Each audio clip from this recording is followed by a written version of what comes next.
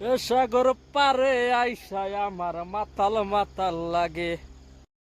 Hello guys, আসসালামু আলাইকুম। কি খবর ভাই ব্রাদার সকল? আশা করি সবাই ভালো আছেন। আমিও আজকে ভালো আছি।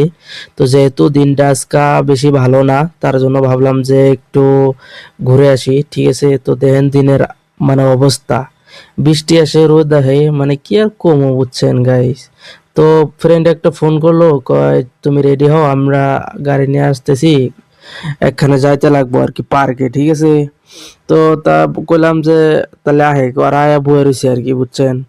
তো বয়ে রয়েছে, তা আমি কইলাম যে তাহলে যেহেতু আজকে পার্কে যাবো আর কি, ঠিক আছে, পার্কের ভিতর যেখানে ওইখানে কি কি আছে না আছে দেখামো আর কি। কয় ঠিক আছে, তাহলে বলক ভিডিও একটা হয়ে যাক। হালারে কইলাম যে সান্তাল, তো সান্তালি এটা বুঝছেন, কি আর কই। তো কইলাম যে ক্যামেরাটা ভালো করে ধর যাতে তিনজনের দেখা যায়, মানে কোনো কামেরই না বুঝছেন। কয় দেখা গেতেছে এর মধ্যে কিন্তু দেখাই যায় না, বাধা দেখি দেখাই যায় না, একজনের দেখাই যায় না। ঠিক আছে, আর মানে তিনজনে মানে সামনে বহার কারণ হলো মানে পাশে কেউ বহবো না আর কি, মধ্যে হানে বুঝছেন। তো তো করলাম যে তিনজনেই তাহলে সামনেই বহি। তো মানে লগরিয়াটা দুই ঠ্যাং ফাঁক করে দিছে, মাঝখান দিয়ে গিয়ার নাগাইতেছি বুঝছেন। তো এটাই আর কি। তো যাইতেছি আর কি, দেখেন ভিডিওটা বহুত ভাল লাগবো আর কি। হ্যাঁ, এটাই। তো